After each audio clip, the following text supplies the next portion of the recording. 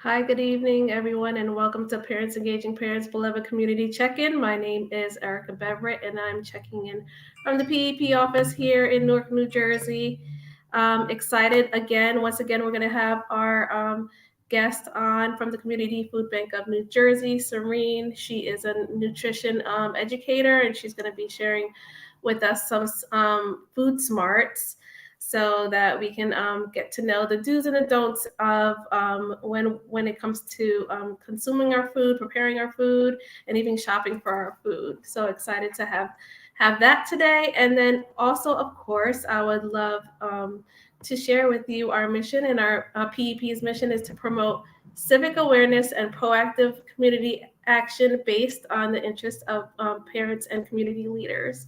So with that, I do have a couple of announcements to make. Of course, we are actually still looking for, we're recruiting EJ ambassadors. I know the weather is about to break, so we're definitely looking for people to join us in the fight for cleaner water.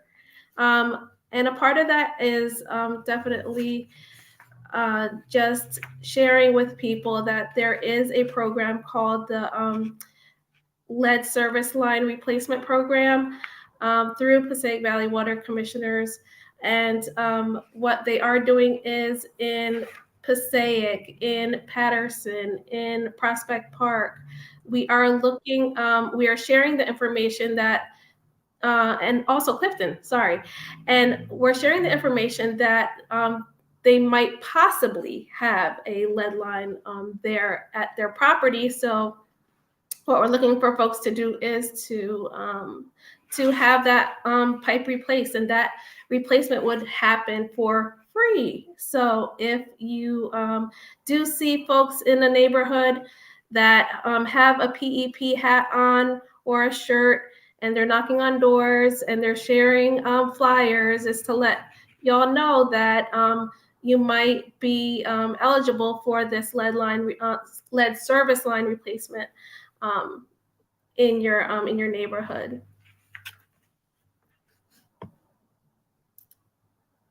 Thanks for sharing. Also, we do have coming up, and I'm gonna just bring Miss Elise to the stream. Miss Elise, what's going on? Hi, how are you? Hey. So what's going on in your neighborhood, Miss Elise? Just got in the house from being with seniors today from 12 until 2, bringing the blessings to the seniors over at 545 Park Avenue. And Mm-hmm. so I spent my lunchtime with them, bringing the blessings with them. And now I'm home getting ready for tomorrow. Um, Mm-hmm. to pick up tomorrow with HelloFresh and get ready for this weekend because this weekend is Earth Day. You're right. It is Earth Day. Happy Earth Day, y'all. How are you taking care of the earth, Miss Elise? Well, we're going to be doing kits. I have earth kits with flowers and plants that's going to Beautiful. be the community Nice. each. Let's see. Ah, beautiful. Yes, because we need plants in our life because they help bring oxygen, of course, right? Yes, yes. So we're going to And be we giving have, for the first 12. The first 12 will receive um, pot kits. nice. Well, y'all better get there early so that you can get your kit. Hmm? Okay. And another thing that we do have going on that's coming up, and that's Healthy Kids Day. That's going to be with East Orange YMCA. We're going to be joining them um, uh, at 12 to 2 on May 6th. Yes, Yes, from 12 to 2 on May 6th, we're going to be joining Healthy Kids Day, bringing in the blessings and giving out the blessings, right? yes. All right. and that's going to be at 100 North Arlington Avenue in East Orange. So definitely join us out there as well. All right. Let's see. I'm gonna go ahead and bring Bree in. Hello, good afternoon. Good afternoon. What's going on, Miss Bree? I'm very good. Good. Um, Okay, sorry. I don't no, want the no feedback to worries. happen. I know what happens when we have guests with us. Yeah. So what's going on in your neighborhood, Bree? Nothing much. Just been working and helping out my mom with the bringing the blessings and everything. Okay. Okay.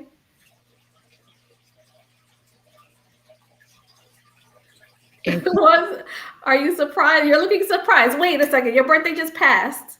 yes, it was actually yesterday. Happy birthday. Ew. Happy birthday to you. Thank you for bringing in the blessings with your team over there. We're going to start calling you Team West. Yes.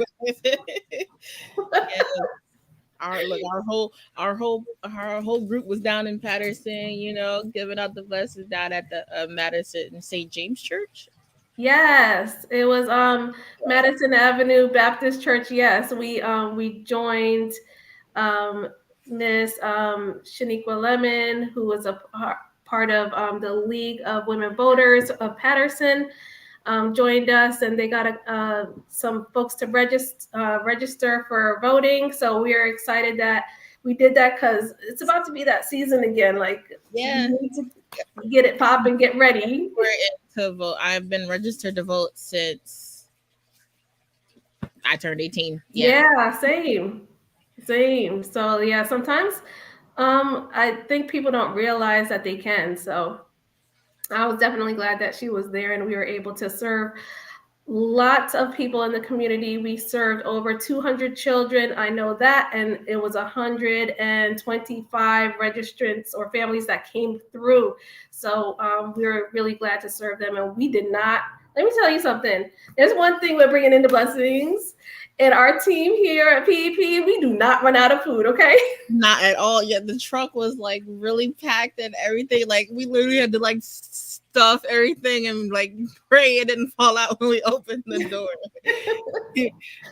No, I'm definitely glad that we were able to share those blessings. And Madison Avenue Baptist Church was so gracious as to open up their doors. And if you'd like to have more of those resources to come to your cities, please do not hold back. Please donate to PEPNJ.org. You can hit that donate button and donate so that we can continue to make these things happen in our communities and bring it through yours. Okay, so what I'm going to do is I'm going to go ahead and bring the nutrition educator onto the screen with us, Sirine. Hi, everybody. I love hearing all these nice things. And I love that you refer to food as blessings. Yes. I might adopt that word. That Yeah. is, I really, really like that. Really, they really are because you know what? They bring nourishment. When you think about it, it brings nourishment to our bodies. It helps sustain our wellness. So yeah, that is a blessing. Definitely. Well, I'm very happy to be back this week, speaking with everybody about how we can lead a bit of a healthier life through nutrition and physical activity. If you don't know me, my name is Sirine Kiplawi. I'm a nutrition educator with the Community Food Bank of New Jersey. We're a delivery agent for SNAP-Ed. And today, we are going to talk about food processing and marketing. But before I start, Mm-hmm. I will go to the next slide, please, Erica. We will just say, start with our Justice for All statement, which just says that we do not discriminate based on any characteristics in accordance with the federal civil rights law when we dispense these classes. And we can go on. So last time we spoke about building a wholesome diet. We talked about very quickly about my plate. We spoke about how we can think of the components of our plate when we are eating or when we are preparing a meal, or even if we go out. Today, we're going to talk about food processing and marketing. Okay, great. So we're going to start with our SMART goal check-in like we did last time. We'll keep it short this time because we were very detailed on SMART goals last time. Mm-hmm. We'll talk about food processing. We'll talk about how we can make better choices when we are eating out. Let's say, or picking up maybe some fast food or doing takeout or sitting in a restaurant. And then we are going to watch a recipe. And this recipe is going to be apple crisp today. Ooh, yummy. It is delicious. So I would love to start with a question for anyone who maybe was here last week or knows what a SMART goal is. Have you made any SMART goals this week?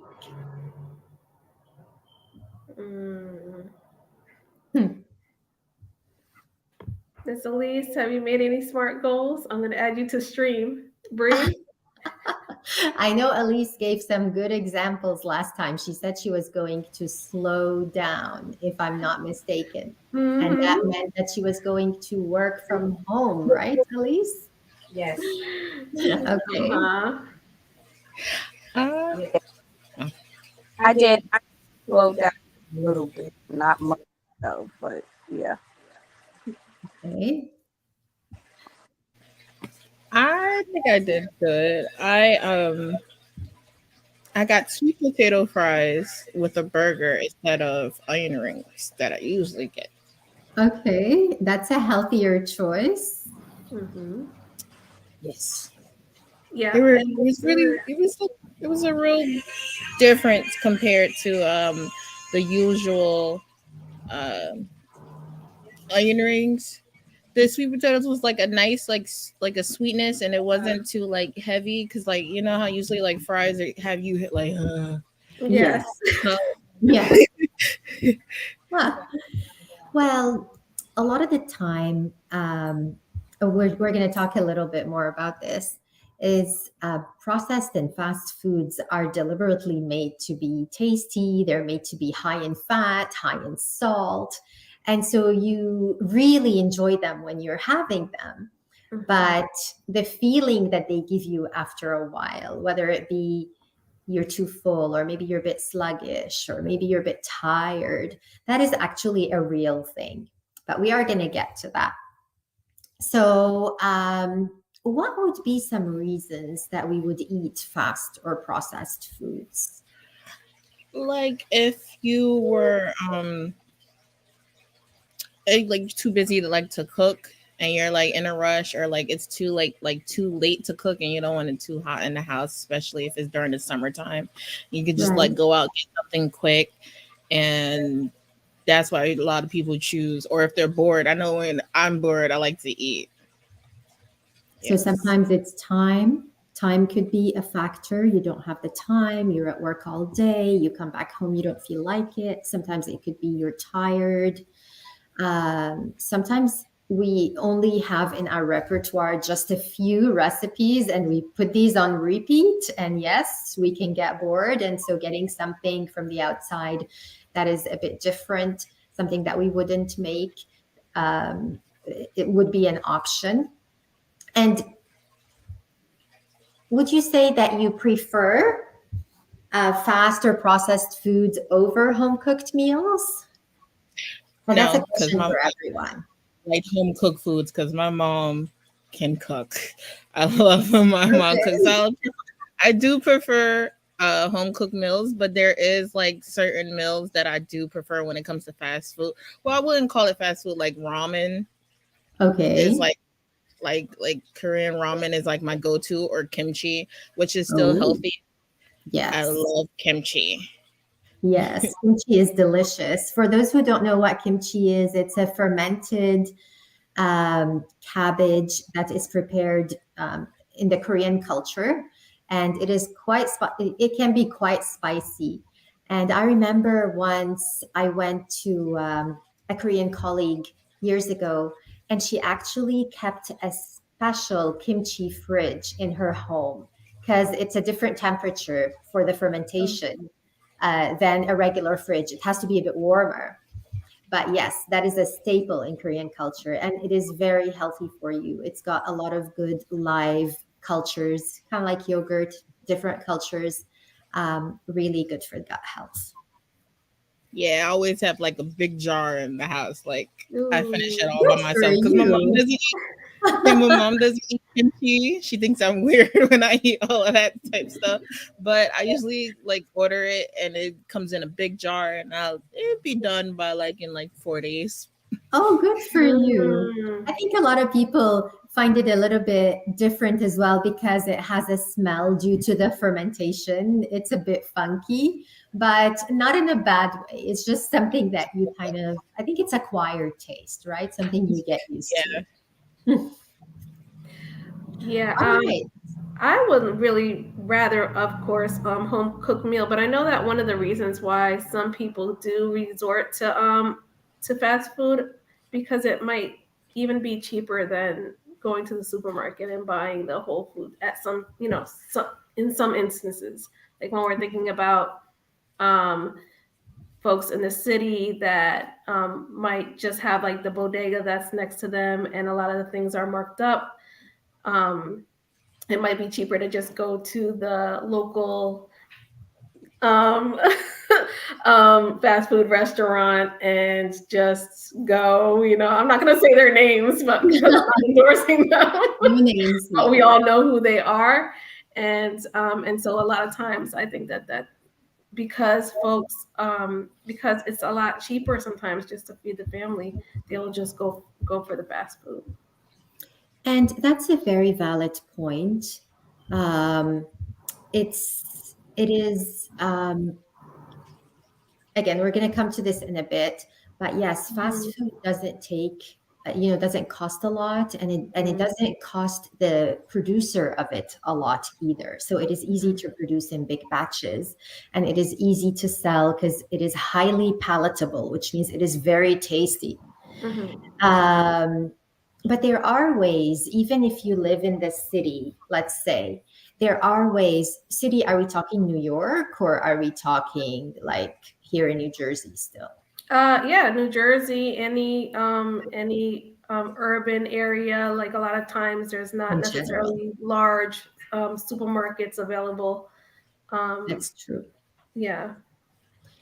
And yes, so there are environmental reasons, obviously, how the environment around us is structured. Like you say, there are places that may not have a grocery store available within a walking or a driving distance, or a family may not even have the transportation means, maybe to get to a grocery store that is close by. Definitely, there are environmental factors that can go into that. All right. So moving on to thinking about fast food. And this is where we get to some explanations of why it is so inexpensive. It is usually made with cheaper ingredients. So if you think about the closest like burger joint and fries and things like that, you think about potatoes, you think about white bread, you think about ground beef. In general, those ingredients are more affordable than maybe other ingredients that could be used to produce fast food, which then it would not be cheap if they were to use more expensive ingredients. They would have to charge you more. they also use a lot of fat and salt, and that's to make the food tasty. So highly palatable foods have a lot of sodium, have a lot of fat, and those flavors keep you coming for more.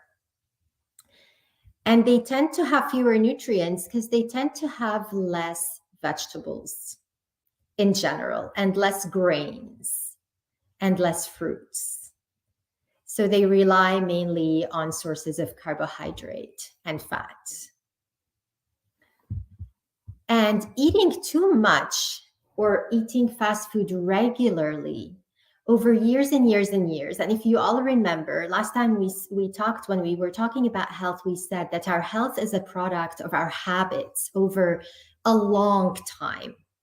So if you in general try to follow a healthful diet, but every once in a while you treat yourself and you have a fast food meal, or you go out, or you do take out, you order in, you have birthday cake, whatever it is, that is not going to affect your health long term if they are for special events and if they don't happen regularly. It's what we do regularly that affects our health. So if we regularly eat a lot of fast food that is high in sodium and high in fat, we are more prone to develop high blood pressure in the future as we get older. We are more prone for heart disease. We are more prone to gain weight. And we are more prone to actually feel a bit slow, a bit sluggish. Does that make sense? So our health is a product of the long term. Mm-hmm. Yeah, I can attest for feeling that way after I eat that food. I think when I ask this question, I'm going to ask it now. One food that you love to take out, but once you have it, you kind of, after a while, feel a bit not your best. Mm-hmm. Can you think of a food that does that to you? Yeah, I'll definitely say French fries, like anything. Okay. Or that burger. Yeah, Okay. I always feel not too good after that. Okay. Me, I think mine is on pizza. I order like especially Domino's pizza because they put like that garlic butter on the crust, and I just be like, yeah. Yeah, for me too, it is. I love pizza, but if I have more than one or two slices, after a while, I feel, I feel a bit sluggish. I feel a bit tired. And there's an explanation for that. High in fat, high in carbs, and it takes, some time to digest.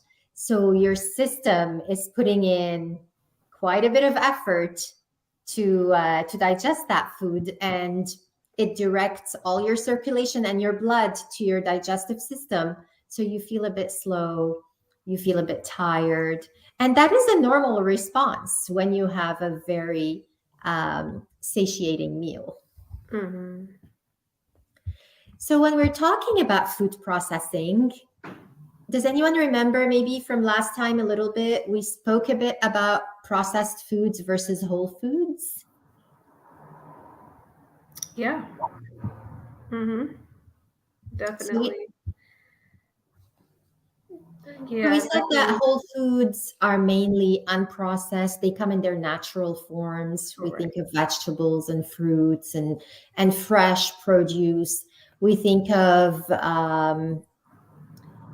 mainly vegetables and fruits and fresh produce.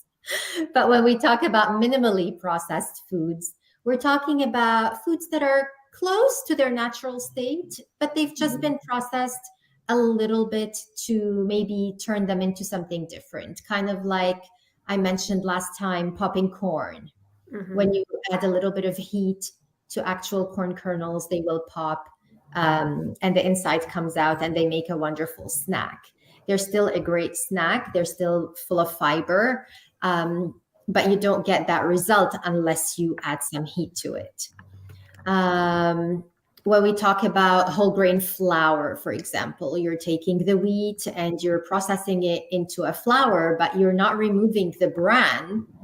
So that is minimally processed because it still has most of its fiber content and most of the vitamins and the nutrients that are within the kernel, the grain of the wheat in it. Mm-hmm. But then when we go to ultra processed foods, those are foods that have been changed quite a bit from their natural states. And usually they will be found on the snack shelves of your supermarket or in the candy aisles, things like crackers and chips and some cereals, not all cereals, but some cereals. And usually they tend to have a long ingredient list. Yeah, that's what I find myself looking for nowadays, like what exactly is in the ingredients. And when I see that laundry list, yes, I don't want it. I find myself putting it down or walking away. And that's not a bad thing. Mm-hmm. That's not a bad thing at all. We will talk more on ingredients and labeling next time. And we will learn how to better identify, even if there is a bit more of a lengthy list, but we'll learn how to identify whether a product is worth buying and including in our diet or not. But for now, we are going to do a little exercise. So we're going to look at some ingredients, and we are going to try to guess in each one, which one falls under the minimally processed, not processed, or whole, and ultra processed. And the first one we have here is corn and some products of corn. So would someone like to take a stab at this? I will. So corn is the whole food. Yes. The canned corn is the ultra processed food because it's cooked so it could try to preserve its original taste. And then the corn chips depends on if it's the natural corn chips or ones that are flavoring. It could be. I think that's the minimally processed. Okay. Anyone else would like to guess? I'm gonna say the corn on the cob is a whole, then the canned, and then the chips would be ultra processed. Okay. So Bree, you were right with the corn being, Bree and Erica, with the corn being the natural, the first one, the whole food. But Erica was correct with the canned corn as being minimally processed. So Bree, I can see why you chose that as ultra processed, because we think of canned foods as being preserved. Mm-hmm. However, the canned corn is still in its whole form. It's just been removed off the cob, and it has been preserved in salt and water and put in a can so that it can last for a long time on a shelf. But it is still whole corn. So the canned corn would be the minimally processed, and it is just as healthy as the corn on the cob if you rinse it and you remove all the salt from it. And it hasn't really been cooked. It's just because it's been preserved, the texture changes a little bit, but it's being preserved only in salt and water. So that would be your minimally processed one. While the chips, where you've taken the kernels, you've ground them up and you've made them into chips, that's your ultra processed option. Does that make sense? Yes. Okay. And shall we go to the next then, to the rice?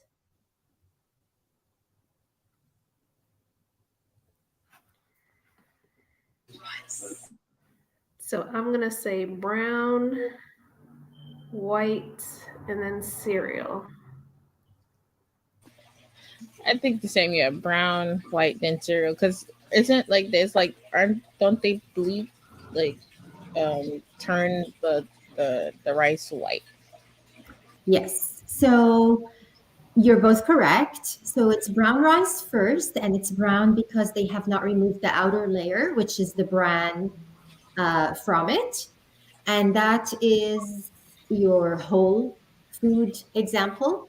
Now, Mm-hmm. white rice is rice with the bran removed. So it goes through a processing, minimally processed, because you're only just removing the outer layer, but you're also getting rid of a lot of the nutrients when you are doing that and a lot of the fiber. And then Mm-hmm. when you grind it up or puff it or use heat to create a crispy rice cereal, then you are ultra processing it to make that. There are sometimes some bleaching practices, but it's not always the case. Mm-hmm. And it's mainly with flour more than you would see that with rice, Brie. So the rice is mainly white because they are removing the outer husk, the bran. And we can move on to the next, the yogurt example or the milk example. Okay. So I would say milk as in whole, the yogurt in the middle, and then cheese in a can.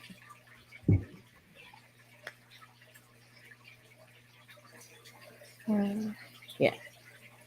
Do we agree? Yeah.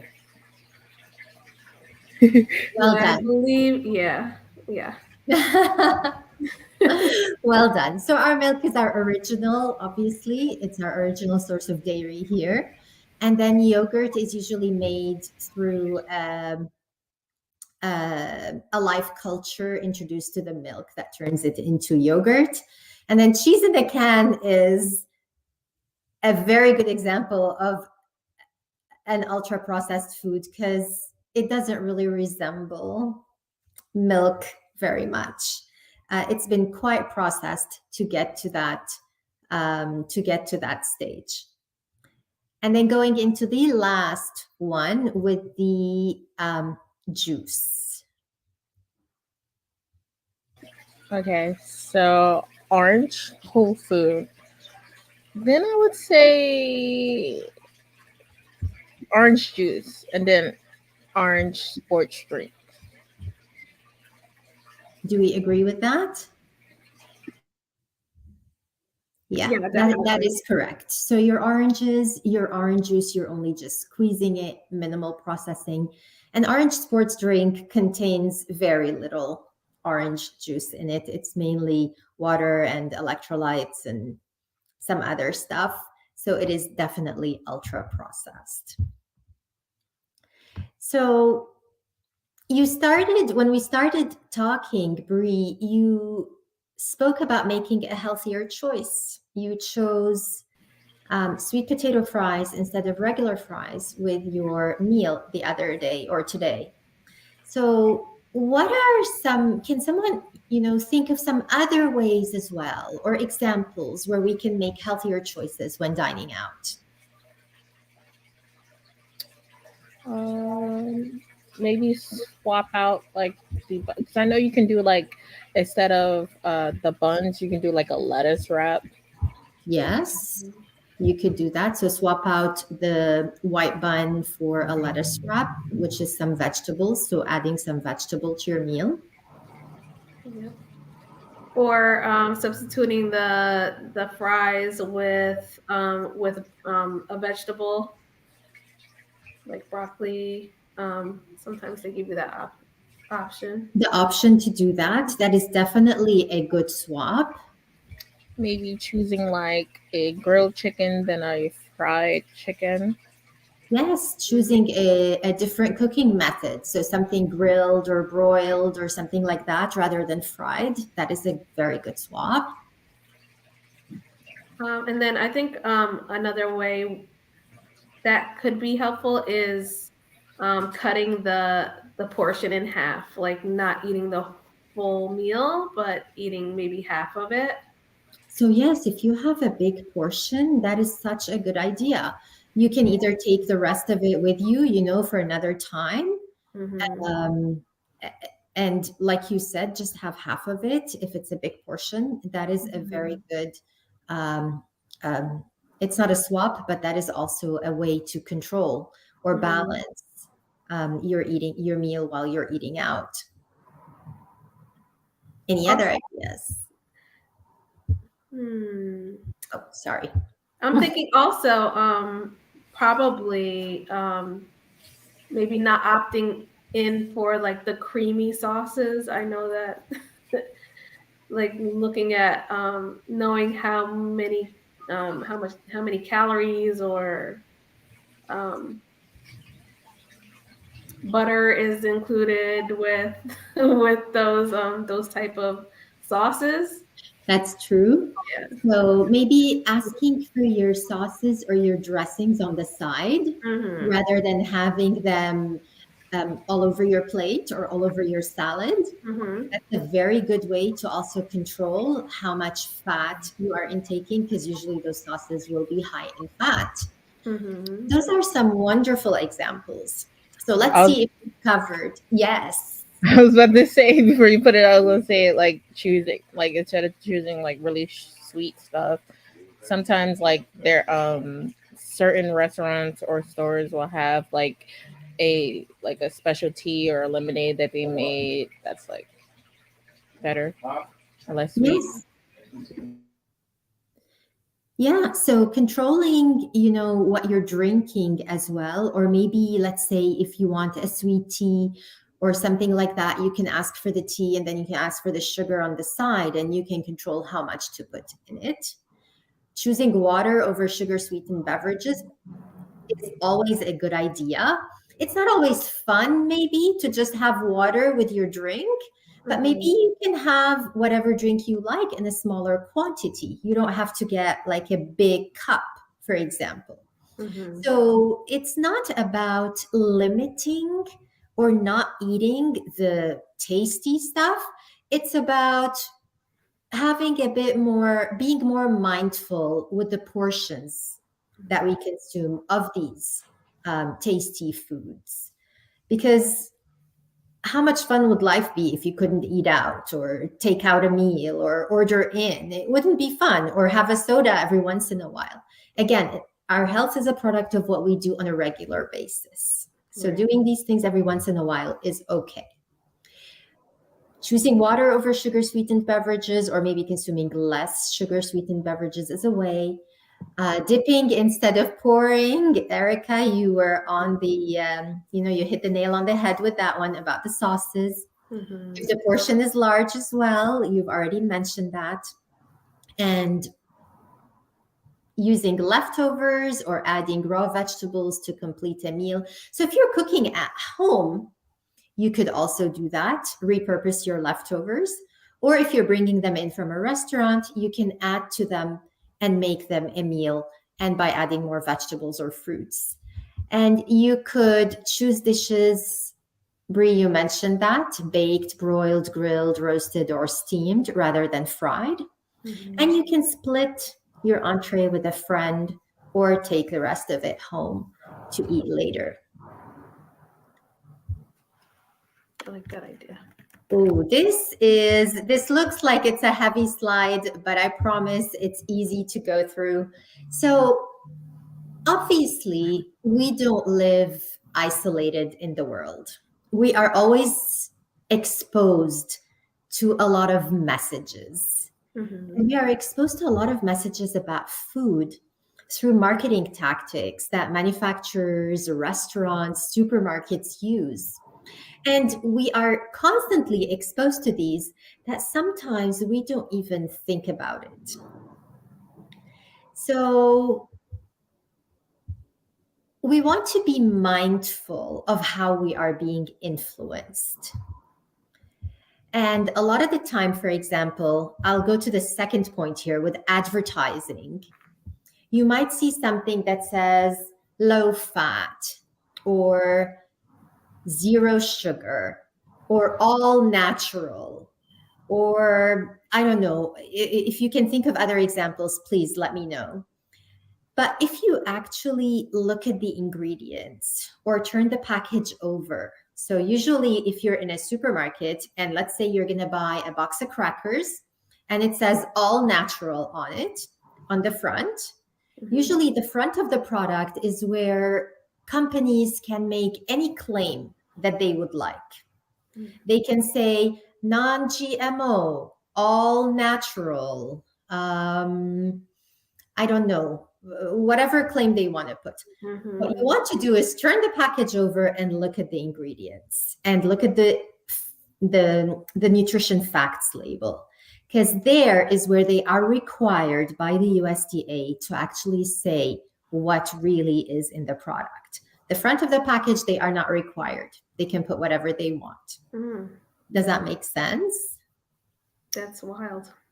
Yeah, it is. So it's good to know about this because you can make smarter choices. So when we're talking about marketing these foods, it's not only what's on the shelf. Restaurants do it as well. Big food chains do it as well.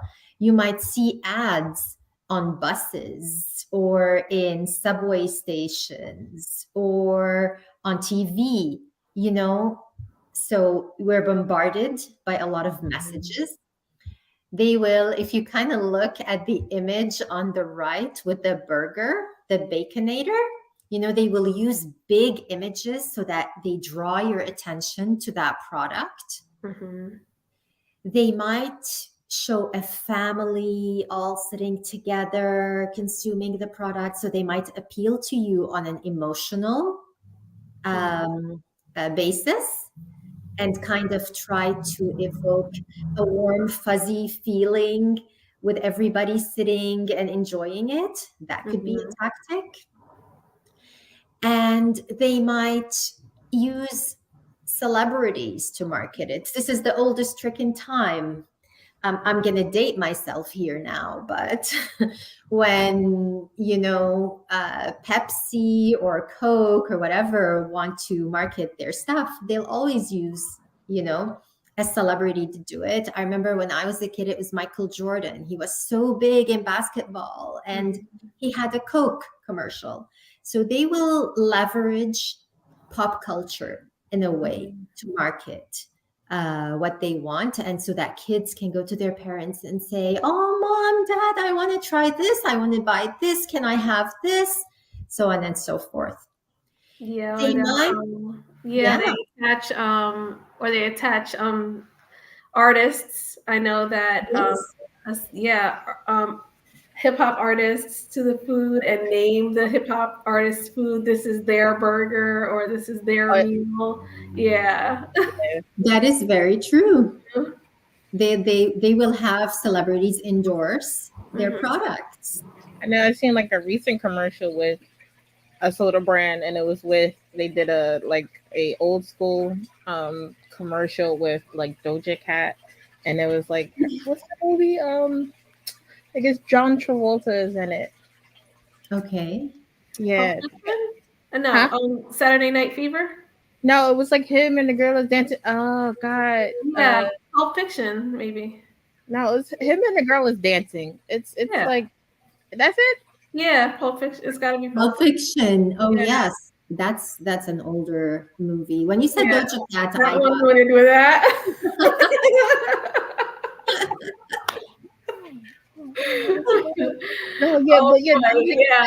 They'll just like singing, and it was just like all about Pepsi and everything, and I was just like, I don't drink Pepsi though. They will leverage. They will leverage, you know, celebrities. They will do whatever it is because they are big companies. They can afford to do that. And their bottom line is what they have in mind. It's not our health that they have in mind.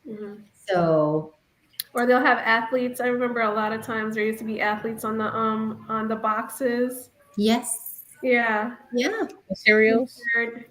Exactly. And cereals usually will have like some type of a game or a contest, and like accumulate however many boxes of this cereal, and then you can enter yourself into something like that. And that's how they get you to do it. They're very clever.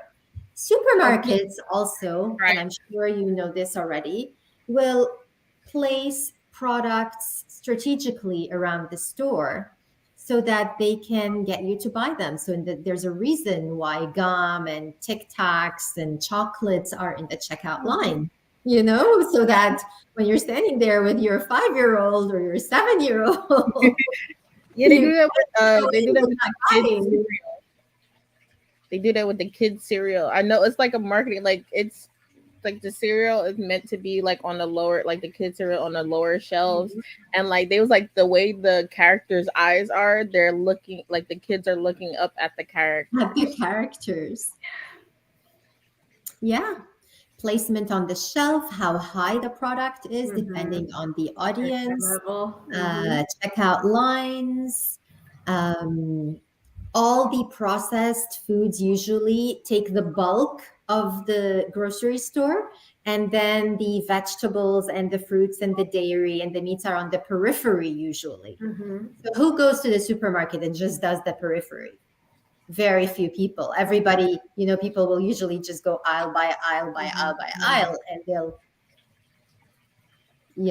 be more tempted to buy these processed foods.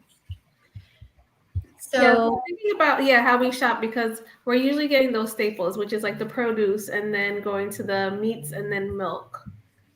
Good. Yeah. So that's definitely going on the peripheral, but yes, you have to pass all the junk in order to get to where you need. And you have to travel the whole store. Now that I'm thinking about it, oh my gosh! Like wait a second. The way my supermarket where I shop, like where the closest supermarket to where I am, all the produce is in the front. Right. Like soon as you come in. So then bakery, and then you head down and it's all everything else. You got like the meat department, all the different aisles that have junk food and other snacks. And then as soon as you get to like all the registers, you got like the little refrigerators that have like the sodas and the energy drink, and like the coffee in the jars and stuff. Yes, that sounds very similar to my local grocery store here, which I kind of like actually, that they have the vegetables and the fruits as soon as I walk in. They have the bread section, but then they have a huge cake section. Yeah, the bakery. Yes, the bakery. The bakery, like it's like soon as you go to turn to get to the other stuff, the bakery is like all there, and like even in the produce section, there's still bakery items like with all the desserts and stuff. Yes. So being mindful of these tactics can help us make better choices. We saw this last week, My Plate and the Healthy Eating Plate, which encourages us to consume to make half of our food, fruits and vegetables in a day, to consume our proteins, our grains, and our dairy or our dairy alternatives. So I'll just skip through that too. A little exercise that we can do again as well. And that is some meal swaps. So how can we make these meals healthier? If I'm going to have some fried chicken, white rice, a salad with lettuce and cucumbers, and whole milk to drink, what are some swaps that I can make to make this meal a little bit more like My Plate? So maybe instead of the fried chicken, like the grilled chicken, you can do that. With the right rice, you can do like a quinoa. Yes, I like that. I still would keep like the salad. You can like not just have just lettuce and cucumbers. You can add like more stuff to your salad. Like more vegetables and stuff, or like fruits like the cranberries and nuts. Yes. And not just whole milk. I mean, you change the whole milk if you're lactose. You can have like the almond milk or oat milk. Okay. Would anyone else have any suggestions? Obviously, there are many choices that could be, made when it comes to a meal like this? Oh, Did I change that?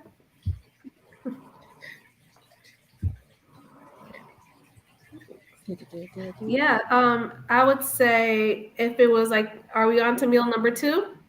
we're on to meal number 1 still. Oh, okay. So, fried chicken. Yeah, I would do maybe baked chicken, palm size, of course.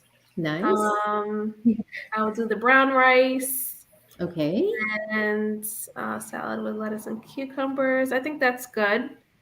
And then the milk, I would do maybe the 1% or any other milk alternative, oat, almond, soy, some of those. Okay. So both of you gave excellent examples. Changing the fried chicken into something baked or made in the oven or roasted, that is an excellent choice. Brown rice or quinoa instead of white, that will increase your fiber as well as protein in your meal. The salad, keeping it as is or adding dried fruits and nuts to it is an excellent choice. And with the milk, usually if you're intolerant, like Brie mentioned, substituting for an alternative milk is always a good idea. Maybe even if you don't like milk, you could just have water. And going lower fat. So whole milk is high in fat, saturated fat. And there is no difference in the nutrient content, in the calcium content, in the vitamin D content of milk across different milks. So if you look at whole milk to 2% to 1%, they all are very similar when it comes to all the nutrients that they contain, except for the saturated fat.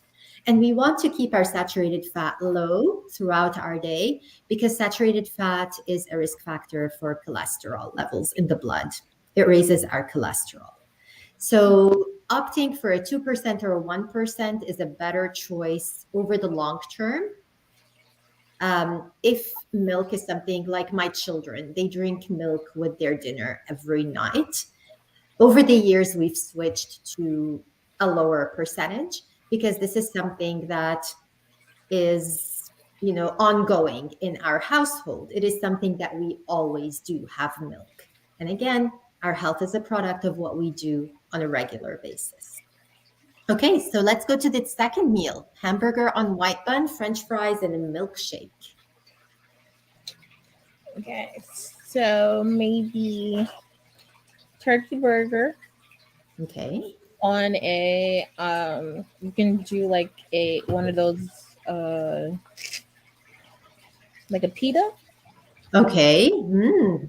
With sweet potato fries. Okay. That's a milkshake. I feel like you could still have the milk. I don't know. You might want to keep the milkshake. Okay. The ingredients of the milkshake instead of like the ice, like the whole milk ice cream. You can do like, because I know don't they have like alternative ice creams too? They do. Or you They could do. do a smoothie. Or you can do a smoothie. That's a good idea. And watermelon on the side. It's a slice of watermelon. Or drink some water. Or yeah. And then, throw fruit in there and slice of watermelon. It was good. Okay. I love these swaps. Again, we don't have to change the whole meal to make it healthier. As long as it's not something we're indulging in every single time. A milkshake is okay every once in a while. It's tasty. But if this is something we're having on a regular basis, then you could think of using a leaner meat. So keep it as a hamburger, but maybe use a 90% less fat meat, for example, instead of an 80%. You could switch out your bun for a pita. Like Brie said, pita usually is a whole wheat type of bread, Or you could just switch it out to a regular whole wheat bun or a whole grain bun. You could keep the fries, but maybe choose sweet potato fries because they are higher in fiber, or you could switch out the fries for something else. But you don't have to healthify every single thing on your plate every time if you're eating out. But trying to kind of maybe give and take. You know, if I love my burger and I can put it on a wheat bun, and then instead of the French fries, I can have a salad, but still have my milkshake, that's okay. I agree. Yeah. And what about pasta, tomato sauce, garlic bread with butter and soda? How can we make that a little bit more health forward? I would say zucchini. Switching the pasta out for like the zucchini noodles. Okay. Tomato sauce. Maybe adding some vegetables there, and then garlic bread. I would never substitute the garlic bread. That's like brie with the milkshake.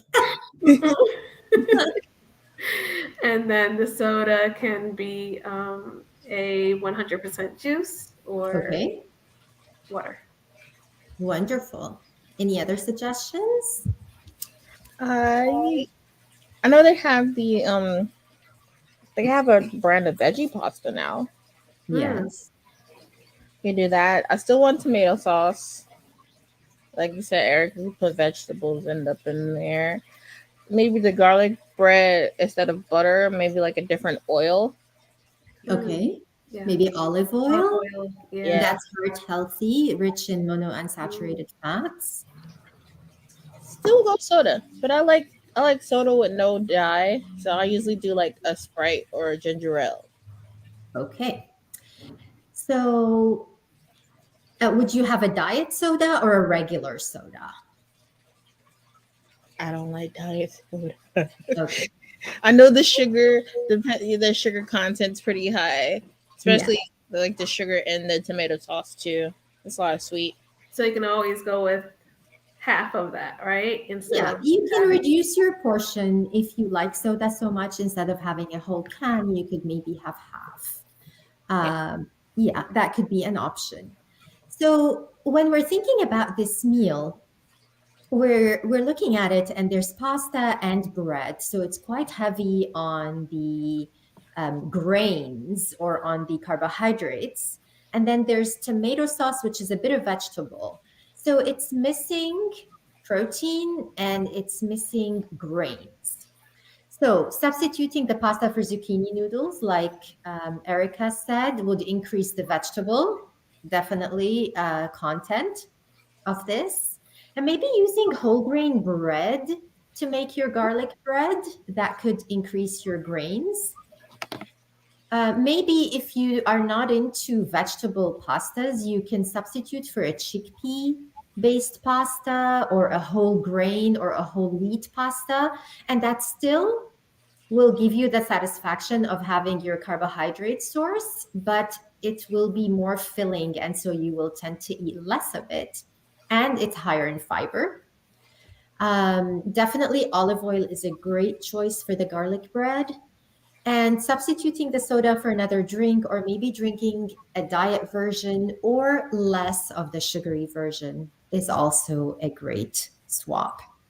So there are many ways that we can modify this meal. And going into ramen, chips, and juice. Instant ramen. Not the nice Korean ramen.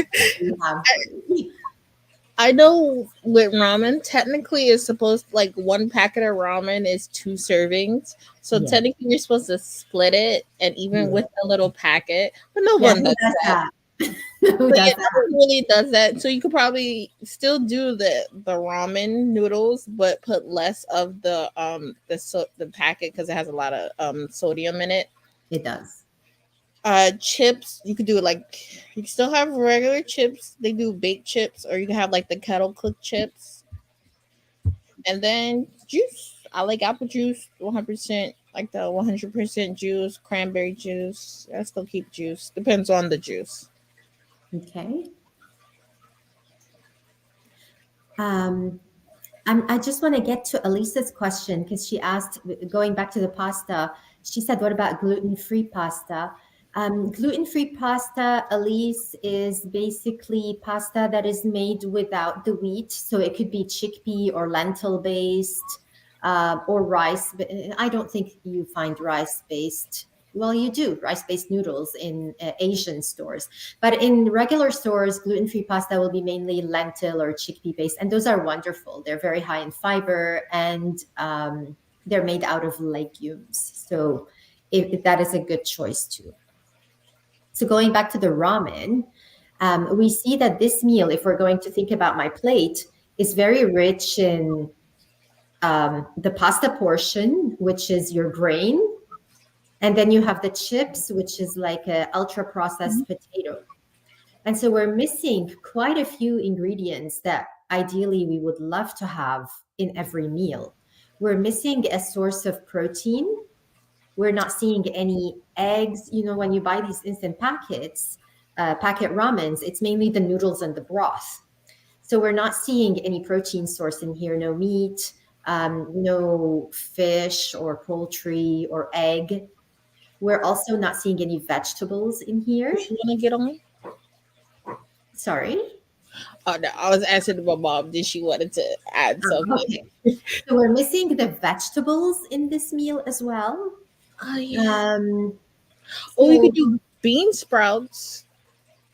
You could add bean sprouts, maybe add some carrots or some, I don't know, peppers or something to this meal, because you're essentially just having noodles and that's it. Noodles spinach and a lot of salt. I would add spinach. Spinach. Ooh. So use the instant packet, the instant ramens, but add some things to it to make it a little bit.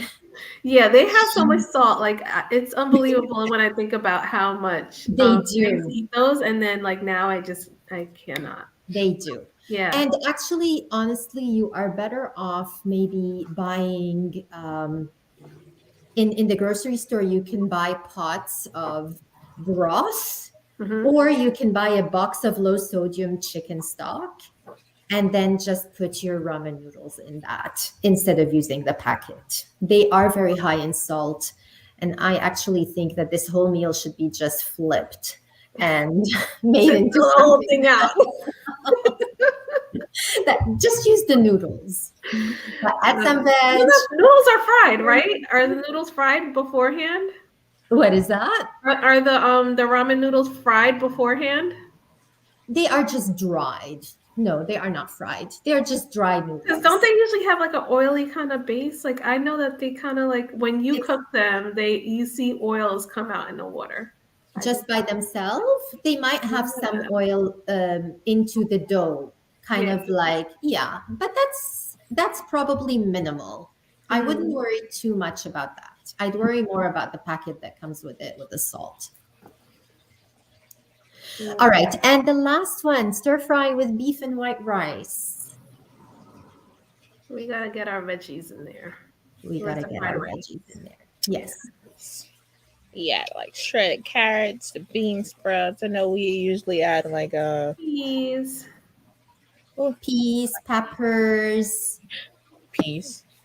Yeah, and you could, if you wanted, use brown rice, but I know a lot of people that may not find stir fry with brown rice as tasty, but you could do that as well. Or maybe have your stir fry with whole grain pasta, whole grain noodles, like a soba noodle, a wheat-based, a whole wheat-based noodle. The food's outside. Okay. You're whispering, we hear you. Where's the food? Who's getting food? I I ordered Chipotle, but I ordered like the salad. Oh, good. Ordered the Chipotle salad. Like I heard food outside. I'm there. This is a timely lesson then today. I was like, I want Chipotle, but I'm like, I don't want like all the rice. So I ordered like their salad. Their salad's pretty good. They have like a good vinaigrette, and I didn't add the rice. I did add beans. Good. And corn. Healthy. See, we have a real life example. That is wonderful. Yeah. I like Chipotle too. I think they make it easy for you. They have so much choice that they make it easy for you to customize a well-balanced meal. Mm-hmm.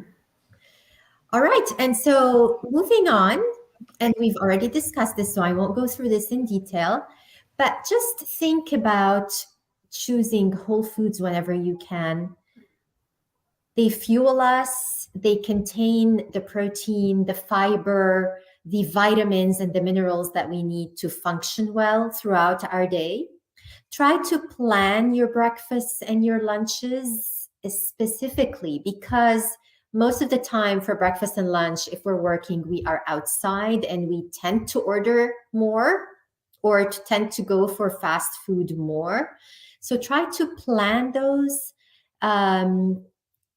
Maybe some overnight oats with some fruits, that you can put in little jars. I save my jam jars every time I go through, or my honey jars, from the store, or any glass jar. And I use those to make overnight oats. And so I have my breakfast ready for me. Every few days I'll make a few of them. I'll flavor them differently. Something like that you could do. Or you could boil a bunch of eggs all at once and then grab some on toast with some vegetables in the morning or for lunch. Thinking of fueling yourself, thinking of my plate, getting a balance of grains and protein and veg every time will keep you functioning better throughout the day. Does that make sense? Yes, it does. Yeah. Okay. So we can go on to our recipe now. And I chose a dessert recipe because when I think of processed foods, I often think of cakes and muffins and things that are sweet, chocolates and candy. And I have a sweet tooth. But there is a way where you can satisfy your sweet tooth with something sweet, but still have a healthy alternative. And this is something you can make at home. It's easy. It doesn't take too much time, and it doesn't require a lot of ingredients. And it's apple crisp, one of my favorite desserts. Ooh, yum.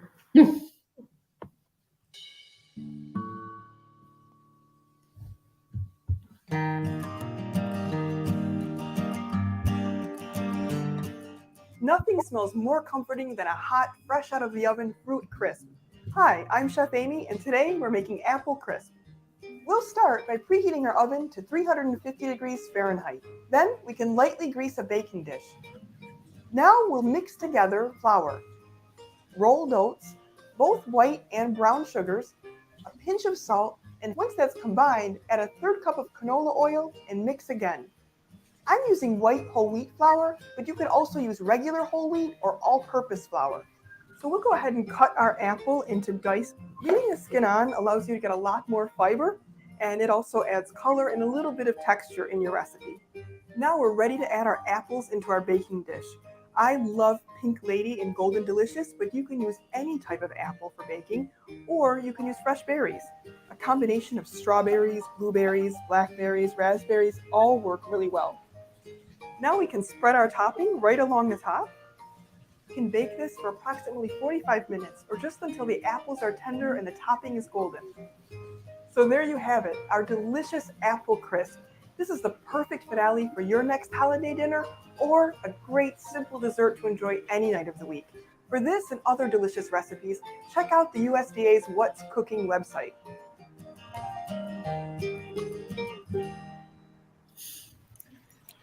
Okay, so comments on the recipe. Well, I just appreciate the fact that it is only a few different ingredients. It's not like a bunch of things and a lot of measuring. Yeah, it's quite an easy recipe to make and with things that you might usually have on hand. Mm-hmm. Um, if you notice, she used whole wheat flour, which increases the fiber content of the topping. She used sugar, and you have to use sugar in desserts. We're not saying don't eat sugar. She used a combination of white and brown sugar. No difference in the nutritional value between the two. One is not better than the other. But when you're making dessert, you can use sugar, it's okay. She used apples with the skins on to keep the fiber content high and to keep the integrity of the apple a little bit so that it doesn't turn into mush in this recipe. She used oats, which are wonderful because their fiber is content is so high that they are actually proven to reduce cholesterol levels. So oats are really healthy for us. What else did she use? Oh, and she used canola oil instead of butter. Now, canola oil is a very healthy oil for us to cook in and to include in our desserts. It is high in polyunsaturated fats, which are heart healthy fats. It also has some monounsaturated fat like olive oil, which is also healthy for our hearts. Now, if you cannot fathom making crisp without butter, you could actually maybe mix and use half butter, half canola, and you will still get the flavor of butter, but you will have improved the health profile of your topping. But if not, then just use the oil. You can make this with peaches. I make this with peaches in the summer and berries, especially if I have a family dinner or people coming over. It's such an easy dessert. And having it with a little ice cream, it's okay. Ice cream every once in a while is okay, as long as we don't have it every single day, just because of its high fat content. Right. So if we can just go on to the last slide. And this is, as always, we always do a survey. It is optional. It just helps us learn more about our audience. If you would like to scan the QR code to your phone and then fill it out, I would really appreciate it. And if you have any questions for me, please feel free to ask. No, I'm trying to get it scanned. No, I think it was really great information. Yes. I'm glad that you can do like a balance between things. Like you don't have to always substitute. Like yeah. Because not everybody always wants to substitute certain foods for certain things, and sometimes it depends on how the person's feeling. So I was like, it's good. That's true. Again, we associate food not only with health, we associate it with family, we associate it with memories, we associate it with events. And the point is, if you're able to most of the time try to eat in a pattern that resembles my plate, where in every meal or snack, you're including some fruit and veg, some protein, some good grains, then indulging, in a cake or in dessert or in French fries or in a takeout meal is not going to harm your health. Use your common sense. Mm-hmm. And try different things. I agree. Well, I thank you once again, Sirine, for joining us and Bree for hanging out with us today and sharing your tips and tricks of how you've been making conscious choices. And we're all on our way to making more conscious choices. And I thank you once again for all of learning about all of these instances, how we're getting how food is being marketed to us, and really getting that understanding. Yes, it's been my pleasure. I have fun during these classes, and I love it when you guys interact and suggest ideas, and I learn from you as well. So thank you so much. Of course. And next week we're going to be talking about understanding labels and ingredients. Yes, we are. Okay. And of course, we are going to be bringing in the blessings in East Orange this week. So you can expect us on Dodge Street and Glenwood Avenue in East Orange, giving out the blessings on Saturday and on Sunday. We will be taking a trip to Trenton, New Jersey to give out the blessings there as well. So we're looking forward to that and looking forward to seeing you again next week. I am looking forward to it too. Thank And you, everybody. Have a good night. thank you. And of course, please donate to PEPNJ.org so that we can continue to share this information as well as give out the blessings of food. And if you haven't been there, if you know, you know. So get out there early. All right. Take care, everybody. Have a good night. Take care. Good stuff.